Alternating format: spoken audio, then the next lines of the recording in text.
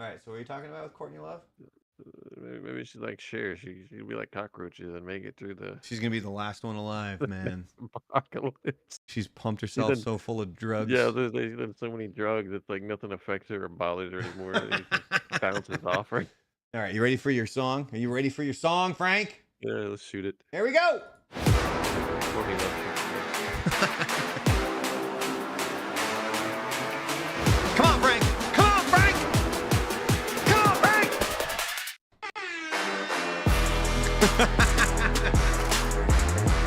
I would be such a good club DJ, man. I would be great at it. I almost forgot to watch the stream. I didn't have sound from it. Oh, there you go. How's it going on? All right, well, welcome to the program, ladies and gentlemen. First live stream here of 2025. We are back on Wednesdays. This is the normal time that we are on. We got a lot of fun things that we're going to get going here. We're going to cover some YouTube polls that go up on the YouTube channel. We're going to have Frank guess what won the polls over there. Things you did not know. We're going to get to the true story about the fake real-life Squid Game. If that makes sense. So there's a lot of stuff going around on social media about this real life Squid Game, and they're showing pictures of it, and it's like there was like 1986 where they're actually playing this games. There was no real life Squid Game. There is something that you can kind of make connections to back then. Double Dare? Not Double Dare. No. But we'll get to that. We're going to talk about the Batman 60s TV series Glory Road. Are you familiar with that movie, Frank? Oh, that's a movie? I thought it was like an adult situation. No, Glory Road is about UTEP, the men's basketball team. And the Matrix code being taken from sushi recipes. I'm going to do a video on that. I did a short on that. And there were all these people who were like, you need to go watch this other guy who's actually Japanese and says that it's not. All right. So we'll go into more details there, tough guys. We're going to talk about Super Bowl I. And Varsity Blues. Plus, I'm going to give Frank a Sporcle quiz on the great Oliver Platt. Sporcle. We're going to wrap things up with a Jim Carrey movie draft. And also, I'm using AI now for things. So, Big Lan, actually, throwing the stank face down there.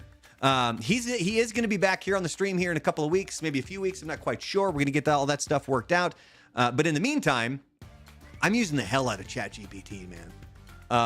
So for the Jim Carrey movie draft, Frank is going to choose his movies. I am going to choose my movies. And then ChatGPT is going to choose some movies as well. And then on top of that, we also have AI-written poems summarizing TV shows that debuted in 1995. So I'm going to read the poem, and Frank is going to have to guess which show that debuted in 1995 we are talking about. All of them. All of them. But first things first, let's get to some YouTube polls here, Frank. Boop, boop, learning things. We're going to have to go way back into the tank because we haven't been on live in a bit.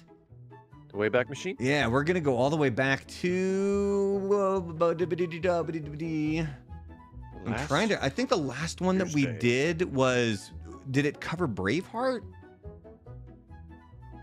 Like the Mel Gibson movies? Yeah, I think yep. Okay. Yep. Well, and I actually think this one was the last one. The Would You Rather have a post go viral on social media or a small loyal following? Okay. So the next one then. You can only watch one of these movies from the year 2000. In the year 2000. Cut off at the end there a little bit, but it was still good. Which one of these are you watching? Gladiator. Oh, we covered this one. Gladiator, X-Men, American Psycho, and Meet the Parents.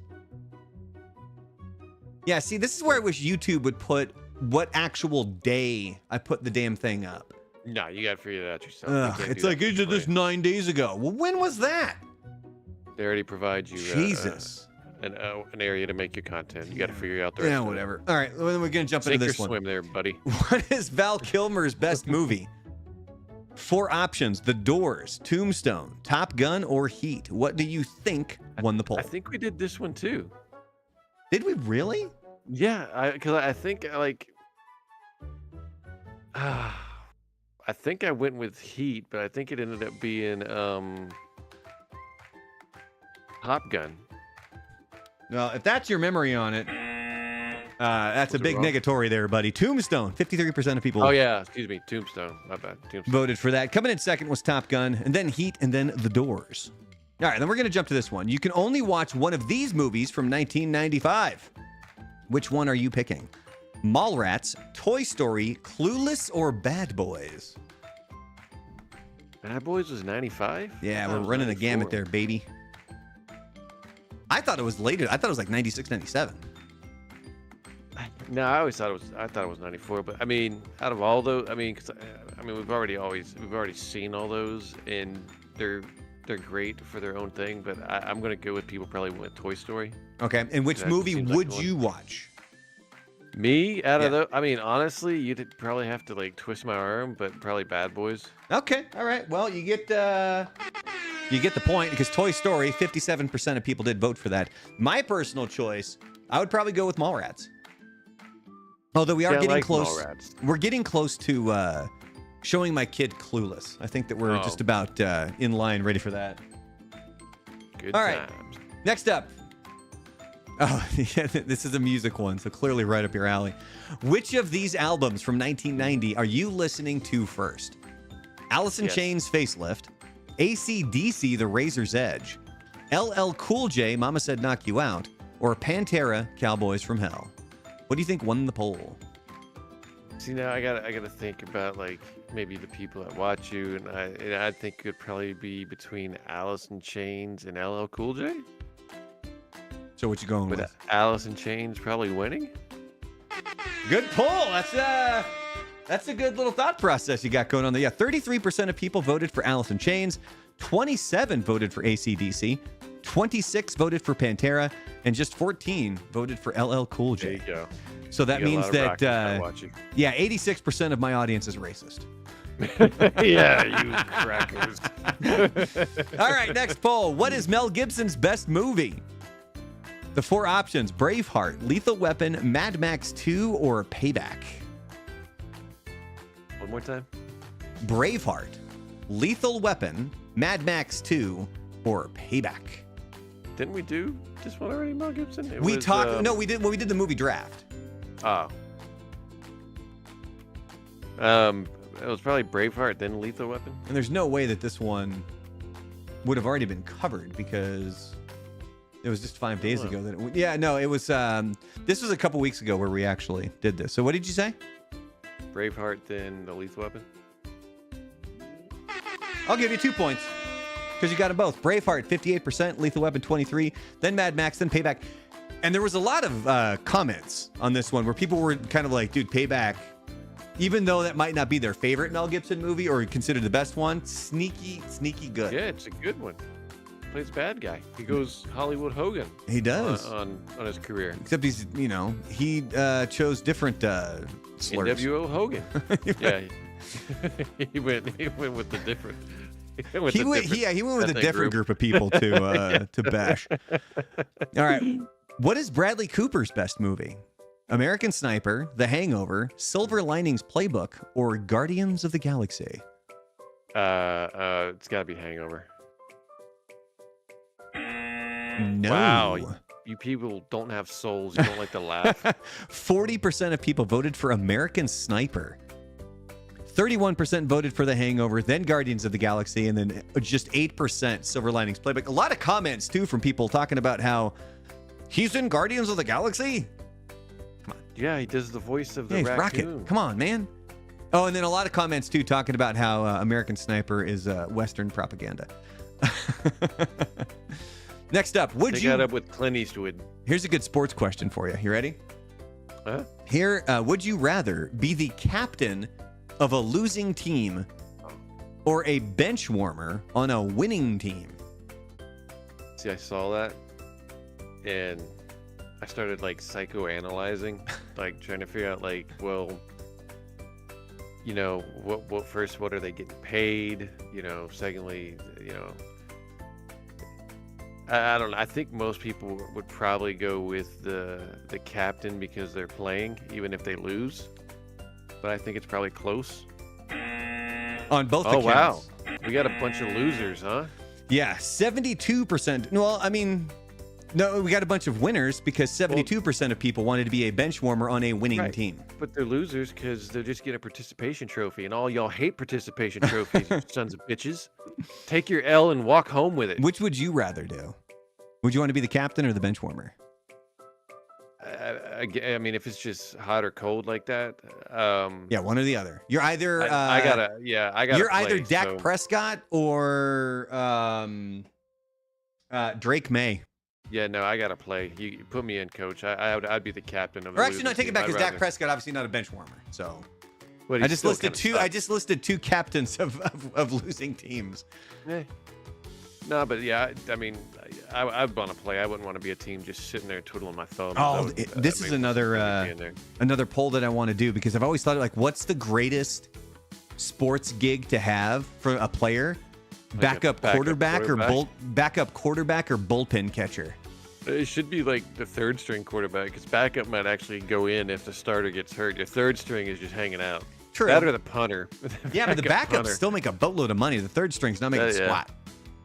All right. Well, he's making the main, which is like what in the NFL now? It's like 170 grand or something like that. Yeah, somebody commented on that. Actually, let me see here. I think I replied to him. Minimum NFL salary is $795,000. Okay. Yeah. Highest paid player is Dak Prescott, $86.3 million. They're not hurting. Nope. All right. 3 more here to go. Which of these game shows do you want to compete on? Jeopardy, The Price is Right, or Wheel of Fortune? Oh, it's going to be Price is Right. People love The Price is Right. You are correct. 52% of people voted for The Price is Right. And then it's really close there in second and third place between Jeopardy and Wheel of Fortune, although Wheel of Fortune technically getting the edge. Next one. What is Nicolas Cage's best movie? Remember, we did his movie draft. The 4 options I put: Con Air, The Rock, Gone in 60 Seconds, or Leaving Las Vegas. Oh, Elizabeth Shue. It's going to be The Rock out of those 4. Nope. Oh. The Rock not even in second. Wow. 41% people. Hate for Seeple? Well, yeah. 41% of people voted for Gone in 60 Get it right or I'll Seconds. slap you like I slapped my mother. All right. Con Air came in second, by the way, 27%. Final YouTube poll. You can only watch one of these movies from 2005. Which one are you picking? Star Wars Revenge of the Sith, Batman Begins, 40-Year-Old Virgin, or Wedding Crashers? That's tough. Because I think like most people our age would go with one of the 2 comedies just because of how big they were at that time. Because I remember Batman Begins wasn't really a huge movie at the time. The second one was really the one that made that series. But I think people... I'm going to go with Batman Begins. Just I think over time people would want to watch that one more. You are correct. 44% of people voted for Batman Begins, 31% for Revenge of the Sith, 17% for 40-Year-Old Virgin, and just 9% of people voted for The Wedding Crashers. Well, I think it's like those comedies. It's once you've seen it a few times, it's great. It makes you laugh, but it's not something that you necessarily want to see all the time. You know, it's just. I don't know. I haven't seen 40-Year-Old Virgin in. I haven't either. Been a few years. I was gonna say maybe over 15 years, but I watched it pretty regularly back when it came out. I love that movie. It's fantastic. I saw Wedding Crashers once, and that was like one of my friends had rented it, and we were just chilling at his house. And after I thought it was, oh man, that's funny. But then I just never really cared to see it again after that. I think people overhype the shit out of some of those. And all the Judd Apatow comedies. Yeah, after you've seen it once, you just don't care to see it anymore because it's just, I mean, you feel like you've accomplished that. Yeah. Put a pin in it. Put a pin in it, if you will. I still love when they're doing that waxing scene, man. And you got Paul Rudd, he goes, "That's awesome, man." Or "That's great, man." All right, moving on. Ready? Moving on. Here we go. Ah, crap. Wrong music. Hold on. Here we go. All right, things that you did not know about Squid Game, actually kind of the real-life version of Squid Game that you're seeing all over social media at this point, where people are sharing pictures that are supposed to be of a real-life Squid Game that took place back in the 1980s. I hate to break it to you, there was no real-life Squid Game back in the 1980s. However,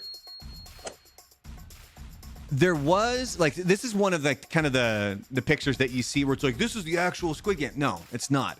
A lot of the pictures are either fake and AI generated. This one, I think, is one of the fake ones because you can even see in the picture that it looks highly suspect. But other ones are real pictures from a place called the Brothers Home. The Brothers Home. So this was a notorious government-run facility in South Korea during the 1980s that did, it does have some actual comparisons to the fictional game because of the harsh treatment of vulnerable individuals and its exploitative nature. So going back to 1981, President Chun Do-hwan was in charge. That's him right there in the middle. By the way, if I do mispronounce any of these names, by all means, correct me down below. I got no problems with that. I do my best. So, I was going to say that name 10 times fast. Chun Do-hwan. Chun Do-hwan. 10-2-1. So, he was a general who seized control of the government during a political coup. Yeah, because South Korea and their coups. He wrote a letter to then Prime Minister Nam Duck-woo ordering him to crack down on begging and take protective measures for vagrants because the country was preparing to host major events like the 1986 Asian Games and the 1988 Seoul Olympics. Because they were still kind of recuperating from the Korean War and they were trying to put their best face forward. So what they ended up doing was they essentially created welfare centers, is what they were called. The reality is they were concentration camps. Oh, and they were did this before. It doesn't work. And they were for people who were deemed undesirable by society. So this included homeless people, orphans, and disabled individuals, with most of them being forcibly removed from the streets. You know who still does that? Who's that? China. Yeah. Well, good job, China. It's communist over there, so. A little bit of Russia, but if we're LeBron James, we cannot speak ill of China. So at the Brothers' home, they were put through horrific living conditions. They suffered severe abuse, forced labor, and worse, including stuff that rhymes with drape and smeth. Postotomy? There you go. So while there was no actual like Squid Game in real life that they can take any of this from, you can certainly make some parallels between these two, where you're kind of taking some people who, although the Squid Game people technically went on their own accord, this one, they were kind of scooped up on their own. And finally, the welfare centers were shut down in 1987 when over 30 inmates escaped and revealed the horrors inside. Now, despite the fact that these were shut down almost 40 years ago, accountability has been slow and many survivors are still seeking justice.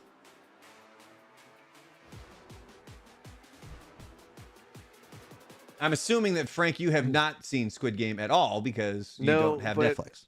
No, but I've heard so much about it, but didn't that Mr. Beast guy do a version of He's doing his own reality-ish game show, kind of.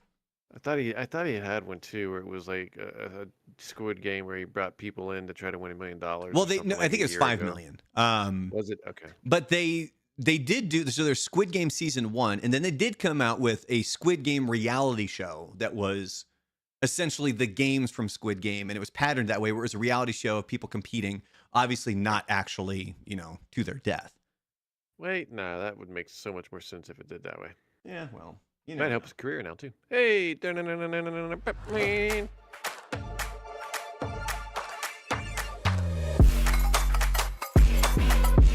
Things that you did not know about Batman, the TV series. The first episode aired January 12th, 1966. It lasted for 3 seasons, 120 episodes, and it ended up wrapping up on March 14th, 1968. '66 was like a weird year for like because you had that and then you had the Star Trek series and both of them were canceled pretty quick. It's like they just gave up. Well, this wasn't Both canceled. of This them. lasted 3 seasons. Oh, I thought it was. I thought it was like canceled after the third season. I mean, it might have been, but yeah, it was 120 episodes of. 'Cause Star Trek made it what 2 seasons or 3 before it was canceled. Yeah, it was a short run, I believe, for the original Star Trek. Now, the iconic Batmobile started as a 1955 Lincoln Futura concept car, which was quickly modified into the sleek crime-fighting vehicle by designer George Barris. The transformation reportedly took 3 weeks and cost $15,000. Which in today's money would be Pretty pricey. probably like around 50 grand. Burt Ward, who played Robin. So, he's remembered for what? For being Robin? Well, like the role of Robin. What was he? What was Robin kind of known for? He was like he would do that the G. Willikers Batman lines and all that. Well, like, just being I don't know if it's G. Willikers. Holy whatever. Holy guacamole like or he'd holy play the catastrophe. play the reference off of what they were getting involved in or something like that. Then they Something like spoofed it with Chris O'Donnell. that. Chris O'Donnell and Batman Forever. Yeah. Yeah, because I remember like Val Kilmer goes, "What?" It's like it's made of steel. And there's holes in it. So these lines were specifically written into the script with Ward delivering over 300 unique holy phrases throughout the entire series. Jesus. So think about that. That's more than 2 per episode, considering there was 120 episodes and 300 total holy phrases. Holy moly. Holy phrases. Did you know Adam West landed the role of Batman thanks to his performance in a Nestle Quick commercial where he played a suave James Bond-like spy? For Nestle Quick. For Nestle Quick. Producers saw his comedic timing and thought he would bring the perfect mix of charm and campiness to the character. All right. Fair enough. Batman was trying to sell you Nestle Quick for the longest time. Surprised they didn't do a crossover with that. So the series obviously featured that running gag with celebrities like Sammy Davis Jr. or Frank Sinatra where they would pop out of the windows like they do here. Mm-hmm. This was during the Green wall Hornet. climbing scenes where obviously they've just turned the camera kind of on its side. Yeah. When I found out how they did that, it blew my mind as a kid. I don't know why that blew my mind as a kid, but it just completely blew my mind. I think this is one of those things that I knew as a kid. Like I was able to figure it out, which is strange because there's a lot of things that confused the hell out of me when I was a kid. Mm-hmm. I mean, could you look how small that rope is? Could you imagine trying to pull yourself up on that damn thing? It was Batman enforced, Ah. He bought it for the same place he bought the shark repellent. Oh yeah. So a lot of these cameos, they were actually arranged at the last minute when a visiting star would express interest in appearing on the show. Of course. Like here you got the Green Hornet with Bruce Lee. Yep. And finally, both Adam West and Burt Ward found their costumes to be incredibly uncomfortable. West's cowl often caused him headaches, and Ward's tights were so tight that they required constant adjustments to avoid wardrobe malfunctions. Yeah, he's got a camel toe right there. Burt Ward had said that his penis was too big. It caused a bulge, so the producers sent him to a doctor for medication to shrink him up. Get that? No, come on. My man didn't actually. There's no way he volunteered to say, yeah, it's too big, please shrink it. He didn't say it was too big. They said it was too big. No, but it was a story that came from him, though, right? Well, I thought the other producers had actually confirmed that. Hey, if I was if I'm big time swinging down there, you're not giving me the pill. You know what? Get some duct tape and just let's tape it up to my back because Tape it to your back. we're not shrink-a-dinking this thing. Or give you some sort of like an extended bat belt that covers it up like a dance yeah, belt. or you know what? Yeah, well, I mean, I'll tie it around my waist and we can just call it the Robin I'll belt. tie you it know? around my waist. Oh my You know what? God. We can tie it around my leg and you can make a snake little tattoo on my tights if you Oh, want good to. Lord. All right. Well, we're moving on to Oliver Platt there, Frank. Platt. Splash. By the way, how great is Oliver Platt? He's one of the greatest character actors of all time. So we have an Oliver Platt quiz. Can you complete the Oliver Platt movie titles? There's 15 total. You're going to have 60 seconds, Frank. Are you ready? Hey, let's do it. The Blank Musketeers. 3. Ready to blank. Rumble. Good one. Rumble Letters to blank. Oh. I can skip it. Yeah, skip it. Blank to the Mob.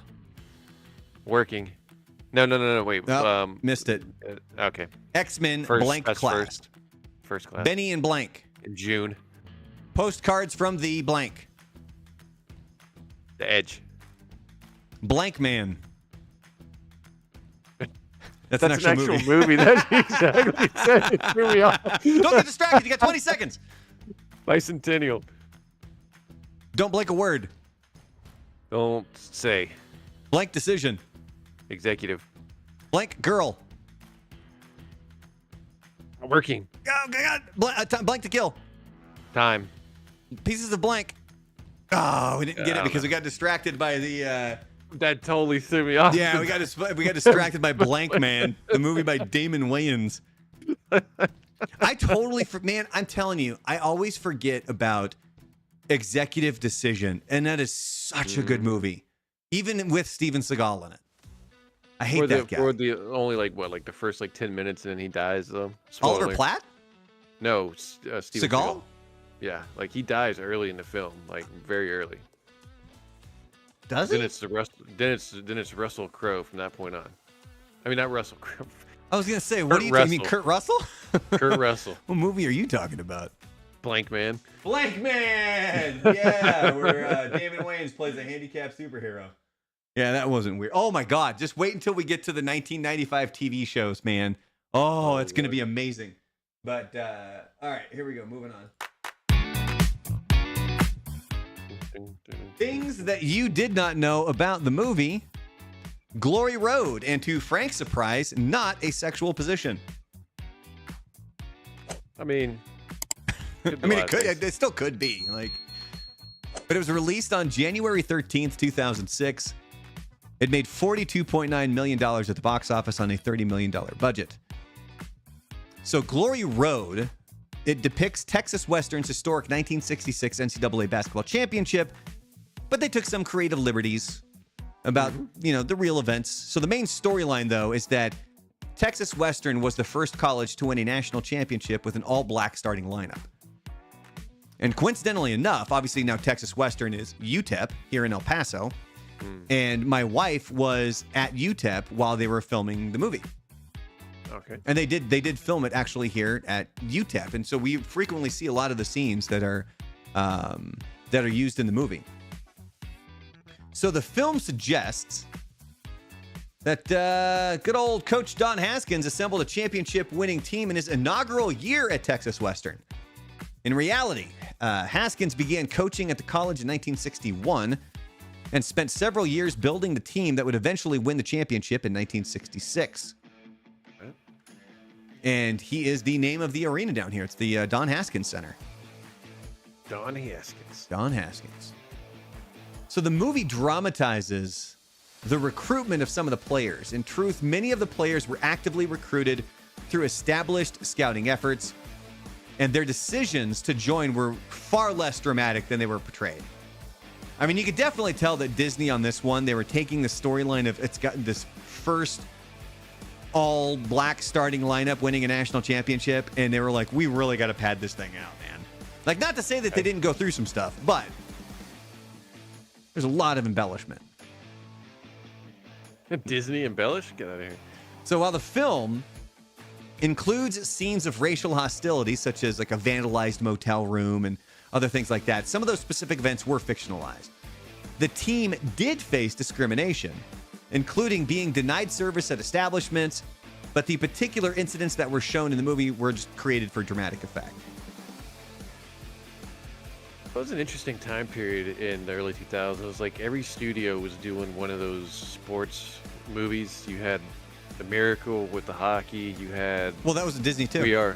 We are Marshall with the football team. You had a few of the baseball. Like the early 2000s was like before the comic book movies took over. Yeah, it was. You did all these sports movies, dramatic sports movies. Well, the film portrays the championship game between Texas Western and the University of Kentucky as a closely contested match that's back and forth with a lot of in-game drama. Right. The game didn't really go down like that. Texas Western pretty much had the lead for most of the game. A lot of the on-court tension was nowhere near the way that it's portrayed in the movie. Wasn't Pat Riley on the team? I think he was. And do you remember what the name of the head coach was for Kentucky? His first name? Kentucky's gonna hate me, but I don't. Adolf. Yeah, Adolf. Ooh. And finally, did you know Glory Road suggests internal team conflicts for the Texas Western basketball team based on racial differences, implying that players had to overcome significant internal strife. However, probably number 52 causing all the problems, just in that picture right there. However, accounts from team members indicate that the players shared a strong camaraderie and racial issues were not a source of internal conflict, as the film suggests. I don't know. 52 is looking a little squirrely. It's the haircut. And the eyes. Or his eyebrows, maybe. Oh, he's got that squint on, like The squint on. All right, so check out this thing that I got for the next Did You Know? You ready for this? Just do it. I don't have pictures, so we're going to go back here and we're going to get a little bit of this action.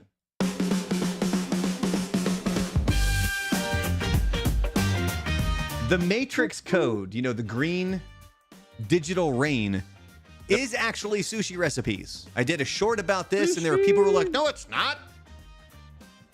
In reality, hold on, let me slowly drag this over. There we go. Check it out. Look at that. Like that? Ooh, there it is. 1999. So here I'm going to explain essentially kind of how it was created and why you can't directly pull sushi recipes from the actual code that's in the movie. Although the one thing that you will notice, especially on this one, so this comes from a website that I subscribe to for a lot of my videos and music and sound effects and stuff like that. This is just kind of simple green dots. And there's other ones that are just ones and twos. Mm-hmm. So Simon Whiteley, the production designer behind The Matrix, revealed the origins of the green rain code in an interview. He is credited with creating the visual aesthetic for the falling digital glyphs that had become synonymous with the franchise. Whiteley shared that the digital rain code was inspired by a Japanese cookbook owned by his wife, although he did also say it wasn't technically a cookbook. Oh, because sushi's raw. It contained a variety of sushi recipes, and its pages were filled with Japanese katakana and kanji characters. Again, if I'm mispronouncing any of that stuff, correct me down below. Whiteley scanned the characters from the cookbook into his computer. These characters were then digitally manipulated and stylized to create the distinctive cascading effect that mimics data streams. Again, remember that word stylized, because they weren't the exact replicas. They just started as the sushi recipes. Whiteley emphasized that the rain code was not meant to be readable. Instead, it was designed to look like a complex, mysterious form of programming language that reinforced the surreal and technological environment of the Matrix. Whiteley humorlessly noted that every time people compliment the iconic code, they are unknowingly praising a cookbook. His wife's influence and the cultural elements of sushi recipes became an integral part of the film's identity.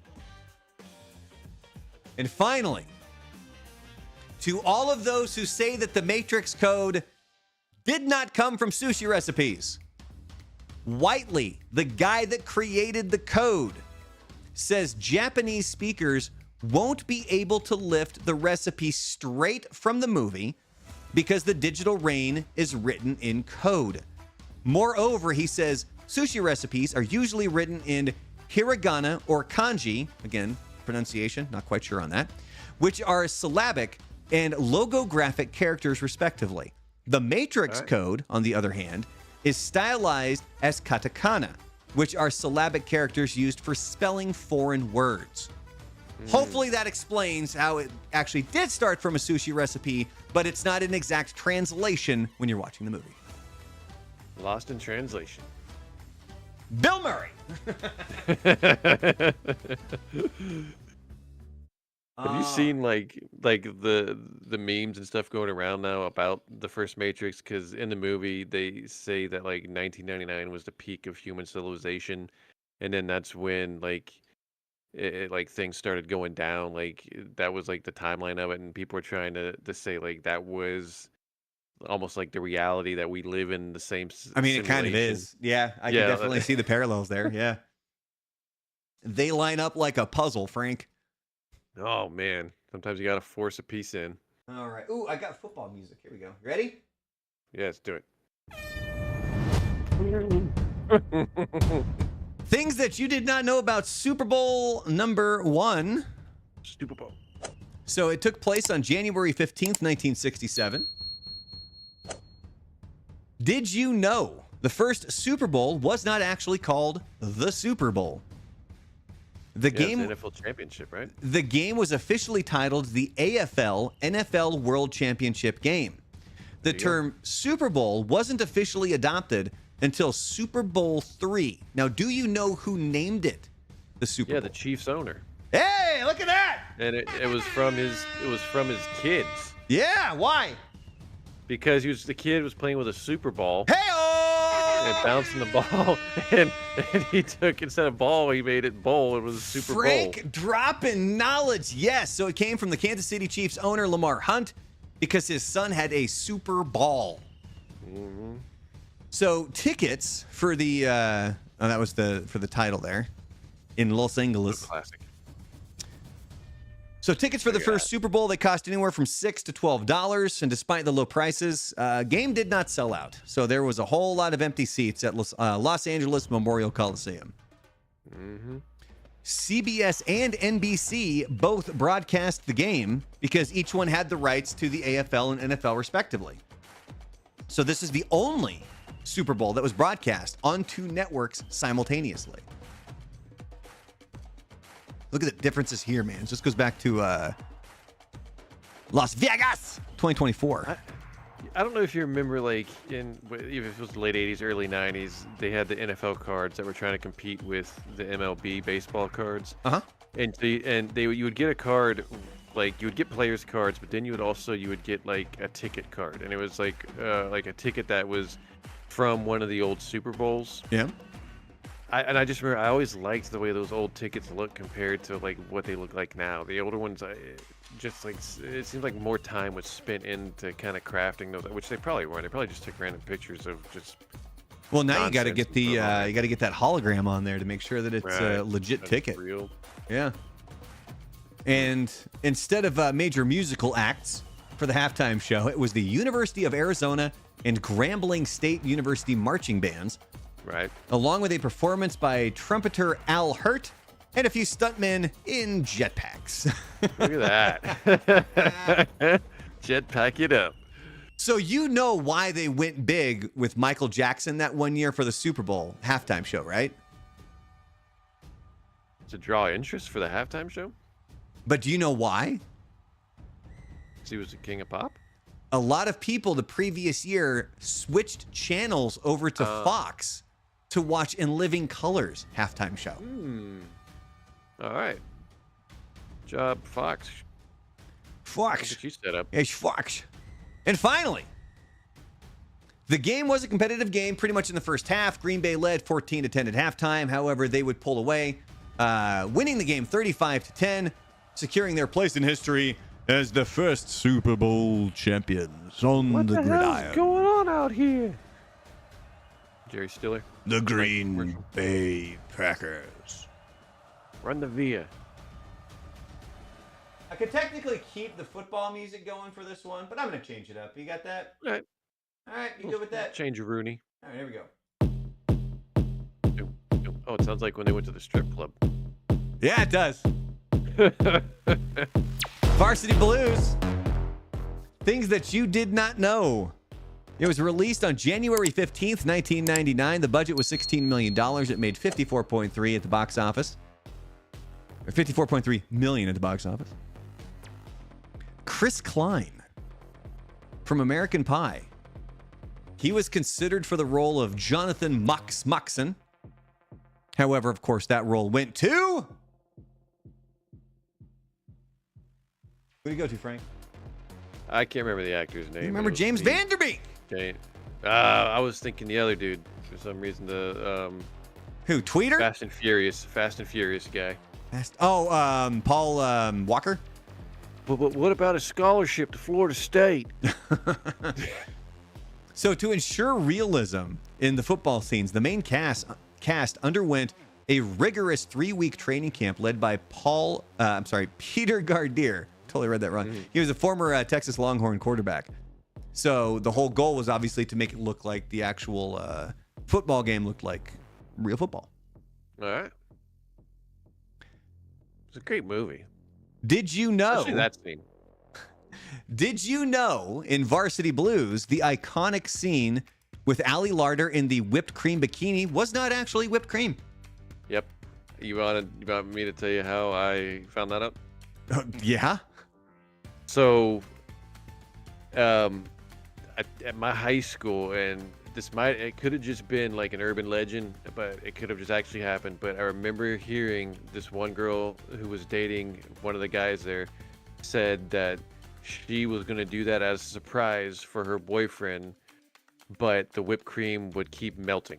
It does not stay on the body, and so it was one of those things that she kept trying to do it and it just kept melting away. So that's not real whipped cream. It was shaving cream. Real whipped cream would not maintain its form under production lights, and as we heard from Frank, in real life, it does not hold its form. It melts pretty quick. At least that's what she said. I wasn't there. While set in the fictional town of West Canaan, Texas, the movie was primarily filmed in Austin and Georgetown. That's all kind of the same area over there in West Texas. Sure. As these kind of showed the small town look that they were looking for. Of course, they're not in like downtown Austin, but it doesn't take a lot of time to get on the outskirts of Austin and that Round Rock area or places like that. You're going to get to some of these that are a little smaller town. You're out in West Texas, in the boonies. And finally, the University of Toronto, whose sports teams were named the Varsity Blues, filed a lawsuit against Paramount Pictures over the film's title, concerned about potential negative associations. The dispute was eventually settled out of court. All right. Yeah, I just remember that was a good movie. I love that movie, although it's so creepy now, going back. Well, okay, so you got Tweeter talking about the panty droppers and how he essentially drugs chicks to get them to get naked for him. 90s wild time, huh? Yeah, that's something that rhymes with drape. But then you also have Mox at that time where he's like, "Do you think you're gonna enjoy prison?" Like he's already calling him out, like, "Dude, like, what are you doing, man?" You have the teacher who's a stripper and is just completely fine with it. Like, and the school just was doing no due diligence to check to see how she's driving a $50,000 car to school on a $30,000 a year. Jesus, no kidding. All right, you ready for some AI stuff here, Frank? Yeah, shoot. All right, let's go back to our guitars. All right, AI is slowly becoming my best friend. Nobody tell Sarah Connor, please. Yeah, she's judging you now. Essentially what I've done here is I have 1, 2, 3, I think it's 6 different TV shows that debuted in 1995. I had AI write up a brief summary of each of the shows written as a 6-line poem. I'm going to read the poem to Frank. Frank is going to have to guess which television show it is that we are talking about. Again, these all debuted in 1995. Are you ready? Yep. Can you name this television show that debuted in 1995 based on this AI poem? In Cleveland's heart, where laughter reigns, a man with glasses and sarcastic gains. Buzz beer brews in a backyard dream, while Mimi's insults cut like a beam. His quirky crew and chaos thrive. Through office woes, they laugh and survive. Cleveland. Cleveland. We got to get you a new mic. It's cutting it off, man. But it doesn't like my voice. But it is. Voice. Drew Carey show. That was a great show until the end when they sent it to the WB and just completely crapped on that. Yeah, it got kind of weird at the end. Well, they were doing, like, when they sent it to the WB, they were doing it out of order. So, like, you would watch one episode, and then they would do another episode right after that, but it would be, like, one that was supposed to be, like, 3 weeks later. And then the next week you'd come in, and they even admitted, like, they were just throwing it up there just so that they could get off their board. Yeah. Oh, I totally forgot to. I got that series. Got the pictures there for you, my man. That was a great series, especially when it first came out. So the first episode aired on September 13th, 1995. It ended up running for 9 seasons, 233 episodes, and it wrapped up September 8th, 2004. I think I just saw that Diedrich Bader turned 60, like, recently. I could see that. I've actually gotten to meet Ryan Stiles. He was cool as hell, man. He seems like he would be. Like, he doesn't take things too seriously. All right. Next up. Can you guess this TV show that debuted in 1995 based on the summary written by AI as a poem, or poem, if you will? Poem. A warrior strides through lands untamed, her past a shadow, her name reclaimed. With a spinning disc and cries of might, she battles gods through day and night. Her loyal friend keeps hope alive. Through mythic trials, together they strive. I figured that one out, like, in the first Xena. Yeah, it is. Dude, have you rewatched that show now? I never watched it in the first place. Oh, okay. Then you missed that. Like, when Hercules came out the year before, and then they brought Xena, like, that seemed like it was one of the greatest things ever. But when you watch, like, when you watch it now, since I think it's on, like, I don't think it's on Paramount. I think it's on Peacock. Mm-hmm. I watched it a couple years ago, and like 3 episodes in, I sat there and went like, "Holy crap! I'm so glad I was like 14 when this came out because it's just so terrible, stupid. It is so bad." So it debuted September 4th, 1995. It lasted 6 seasons, 135 episodes, and it wrapped up on June 18th, 2001. And she was one of those, like, she played a different character in, I think, one of the episodes of Hercules. They brought her back as Xena, as just like a one-off, kind of like Urkel, but then it just spawned into basically another series for her, which is pretty wild. Yeah. Lego Star Wars stop motion in the YouTube chat. Hello, how are you? Don't forget to like and subscribe, ladies and gentlemen. Clink, clink, clink. Yellow. All right, Frank, you ready for the next one? Uh-huh. You ready for the next one? Uh-huh. All right, this one is a little bit hard. That's what she said. But can you guess this television show that debuted in 1995 based on the poem written by AI? In a high-rise hub of chaos and quips, the newsroom buzzes with wild scripts. Egos clash, but wit prevails through breaking news and comedic tales. Their antics rise, their madness soars. In laughter's echo, the humor roars. That would be News Radio. Yay! Easily one of my favorite shows of all time. I've gone back and I've been watching it again. It debuted March 21st, 1995. It ran for 5 seasons, 97 episodes, finally wrapping up on May 4th, 1999. I remember watching the first few, but then when Phil Hartman passed away, they brought in John Lovitz, and it was still okay, but it just, the storylines got really sloppy at the end. It just, but those first few seasons were just brilliant. And then I remember when I was living in Florida, in my office, I had DirecTV hooked up. And one day as I'm sitting there working, I'm just kind of flipping through the channels, and I can't remember what the channel was, but they were syndicating news radio. And so I got back into it. And I was like, oh my God. And again, if you want to, on YouTube, there's all these channels that are just uploading. Now, like I said, there were 97 total episodes of the show. I think they're just uploading the same 12. It's really probably. all it is. Probably. Plus, it was Joe Rogan with hair. Yeah. And earrings. I think he said. I think I saw him talk about that, saying like the crew and the cast took Hartman's death so hard. It just took like the element out of, like, he was such a big part of that show. Like they just lost like kind of. Well, and they guess you could say. they kind of blamed Andy Dick for it. Yeah, because he was going through his stuff too, but he's the one that gave drugs to Hartman's wife. Yeah, that essentially true. kind of spun her out of control. At least that's the story of what it was that happened. But again, there's a few memories from this show that just stick with me. There's one where Jimmy James, the owner, who is Stephen Root, we need to do a whole video on just him. I love that guy. If I ever got to meet him, I might wet my pants. What's that? Yeah. I said he does so many voiceovers on so many things. It's pretty wild. Oh, he was in Barry. Yeah. He was Fuchs.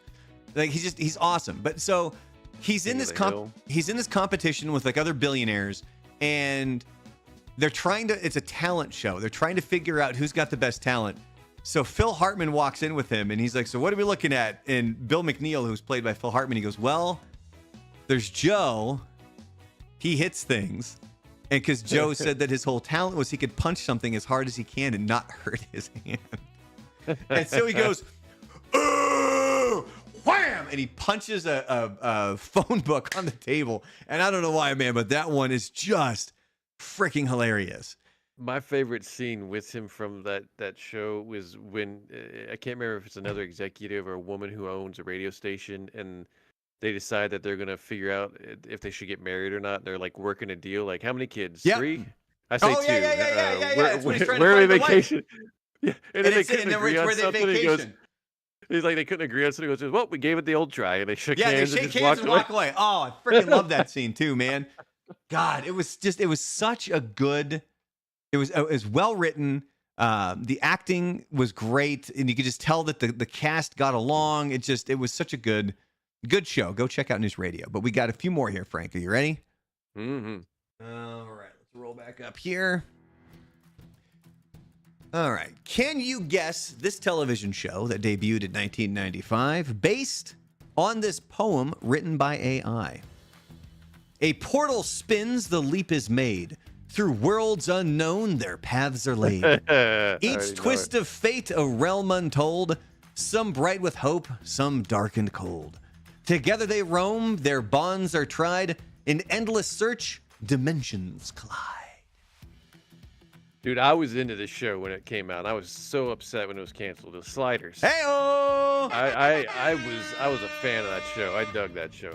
I was too. I remember one episode of this where Jerry O'Connell's character, he's doing this sort of, it was like mathletes where you were doing math and athletic competitions at the same time. And it was like you had a ball, but then you had to go through the numbers of pi. For some reason, that's one of the episodes that I remember.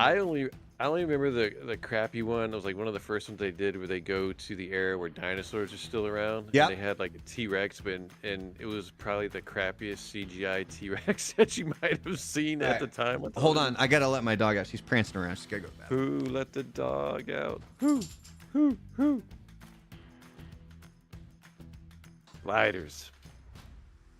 I'm pretty sure that show after the first season like lost a lot of funding. And I think Jerry might have even left. I can't recall. All right. Wasn't it Sliders, ladies and gentlemen? Wasn't Sliders? Didn't they like lose a lot of funding after the first season? Didn't Jerry leave the show? He did. I'm not sure when, but it debuted March 22nd, 1995. It ran for 5 seasons, 88 episodes. It started on Fox. And then moved over to Sci-Fi in 1998, and then it wrapped up everything on February 4th in the year 2000. What was there was another show that came out, I think around that same time, where it was a space show, and it's like the humans were battling some sort of alien creature, and I can't remember what that show was on Fox, but it was pretty decent at the time, and it got canceled like after the second season. And now that just, I'm gonna have to look that up. That bothers me. All right, you're gonna have to look that up. Dice Dude says, "Wow." Wow to you, good sir. All right, 2 more, Frank. You ready? Yo. Can you guess what television show that debuted in 1995 I'm talking about here with this AI written poem? Mm-hmm. With sketches bold, the laughter's loud, a world of parody draws a crowd. Celebs and tropes are fair game here, their wit cut sharp, their humor clear. Madness reigns where chaos plays, through satire's lens, the show relays. Is that whose line is it anyways? Oh, Mad TV. Yeah! Yep, debuted October 14th, 1995. Ended up running for 14 seasons, 321 episodes, wrapping up on May 16th, 2009. I was not a fan of Mad TV. Space and Beyond. Above and Beyond. That's what that show was. That came out in 95 as well. It was Space Above and Beyond. Oh my God. Found it. So Mad TV, there would occasionally be a sketch on there, but I just was never really able to get into it. I didn't watch a single episode of Mad TV. I was strictly SNL at that point. No. All right, final one here, Frank. Can you guess this television show that debuted in 1995 based on this poem, or poem, written by AI, also known as artificial intelligence? In a home where dysfunction thrives, a talking bunny keeps dreams alive. Family antics and chaos clash, cynical humor sharp and brash. Through absurd tales, they find their way. In laughter's shadow, they choose to stay. A talking bunny? Yeah, this is an oddball one. I remember watching it from the 90s. It's kind of getting some legs on social media because I think a lot of people forgot just how crass the humor was, and none of it would fly today. Like none of it. You got me. It was kind of a cheap knockoff of Married with Children. Again, you got me. I'm drawing a blank right now. Unhappier Ever After. Unhappily. Never. Good way to read. Unhappily. I've never heard of that show. Really?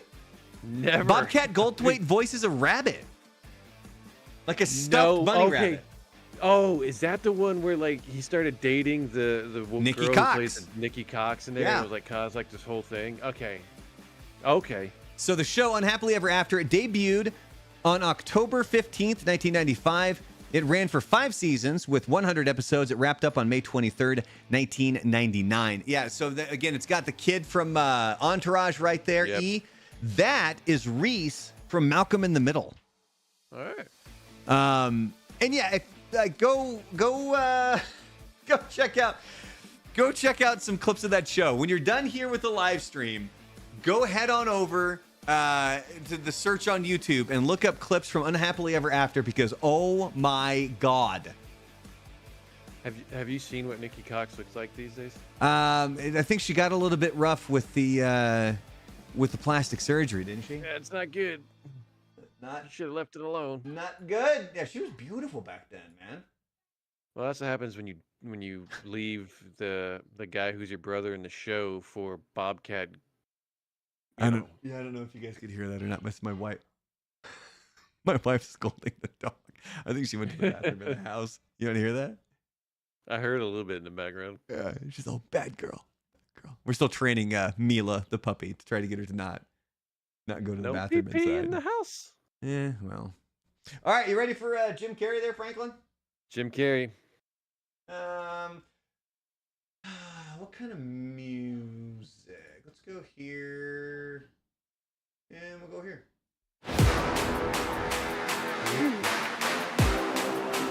It's Frank's favorite song. As we do a Jim Carrey movie draft.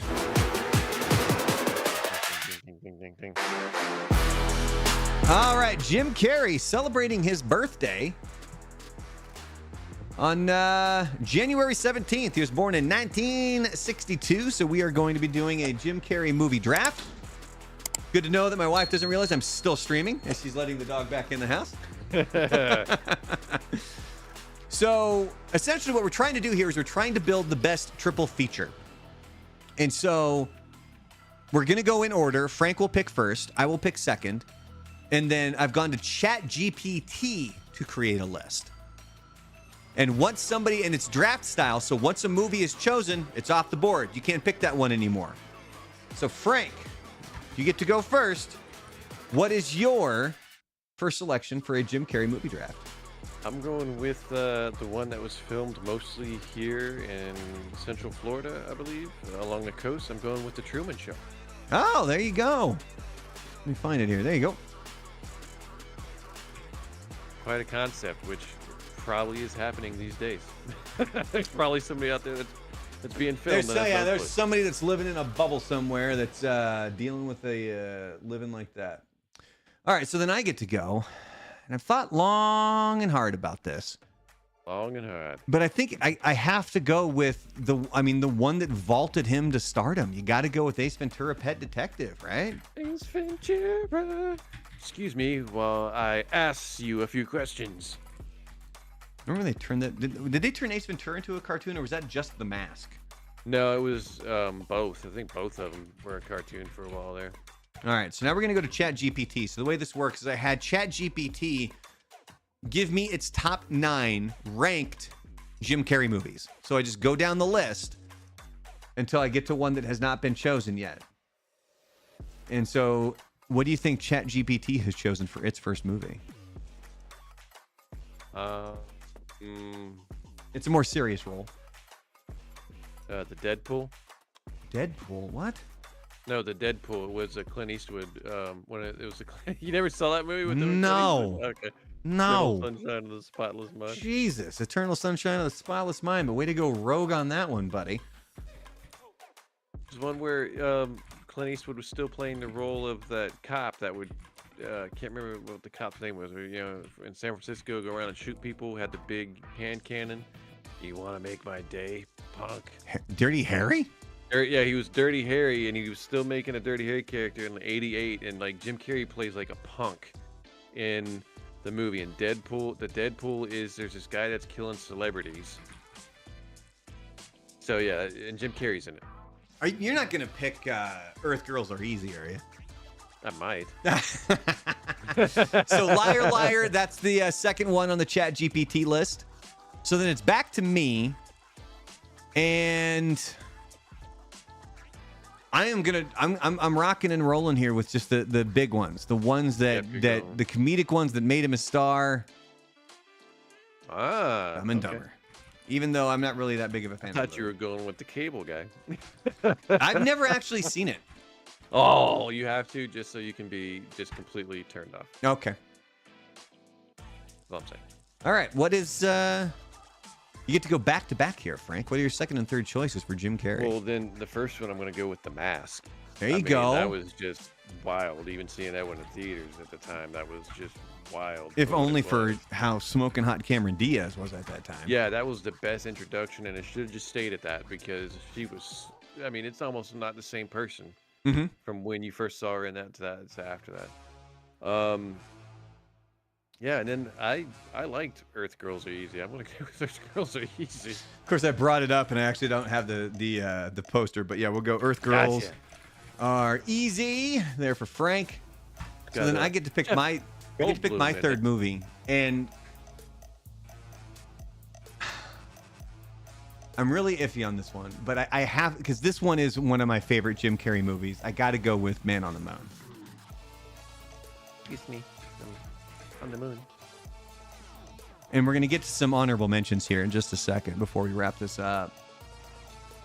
But then we're going to go down the list. And third and final one for ChatGPT is Bruce Almighty. All right. Although, I do have to say, there's one movie that I if I were making a personal, like the whole point is like, what would you recommend to people?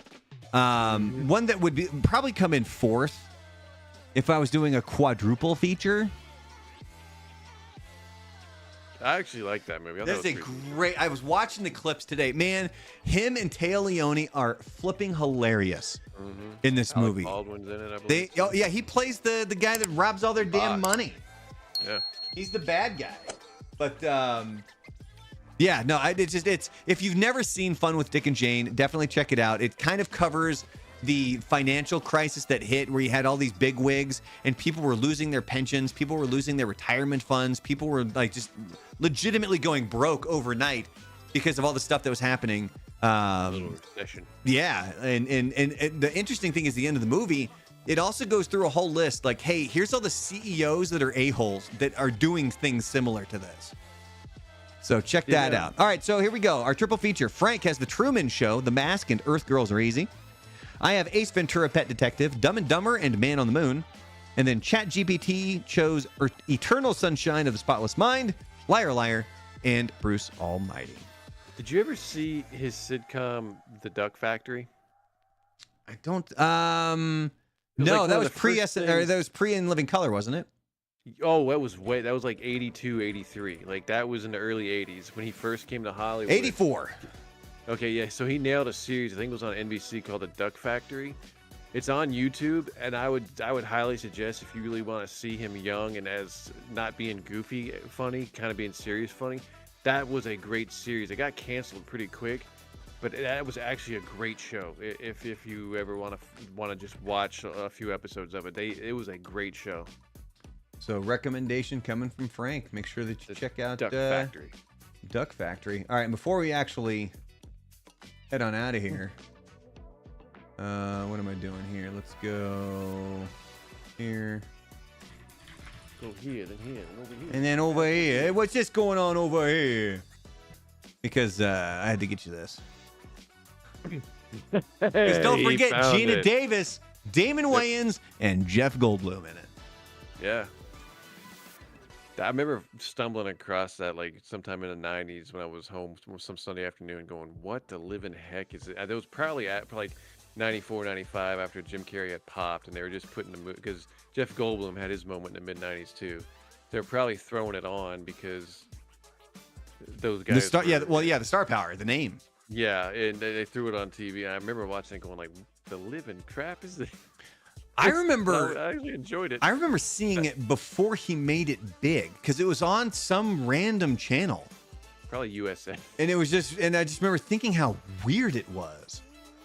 That and Once Bitten. I remember watching Once Bitten for the first time and going like, this is kind of inappropriate, but I'm kind of digging it. Like the way he became a vampire. Now I know. Okay, now I know why I stopped on the on Earth Girls Are Easy. Here, let me get the right picture here for you. Probably Gina Davis in her thong. Close. Jeff Goldblum in his thong? Yeah, his package, man. No, it was. I remember I would stop on it because of how hot Gina Davis was. Yeah. So go check that out. Earth Girls Are Easy. Also, don't forget, like, subscribe, all that fun stuff. Posts go up daily. Multiple videos go up daily. At The Real Brandalorian over on Instagram, Facebook, TikTok as well, if you want to check that out, if that's your jam. We're here every Wednesday, 7 p.m. Mountain Time. Frank is always here. Big Lan, again, doing the stank face right down there below Frank. He is going to be back here in a few weeks, so we'll have the show all back up to full strength, and we're going to keep powering through. We're going to do more of the fun AI stuff where I'm basically going to get them to give a poem, and then Frank and the guys will have to guess what the poem is describing, depending on, it could be an album, it could be a movie, it could be a video game, who knows at this point. But we'll be sure to check all that stuff out. And yeah, check us out again next time. Peace out. Have a good Wednesday, everybody. Check you later. Ah, shit, what?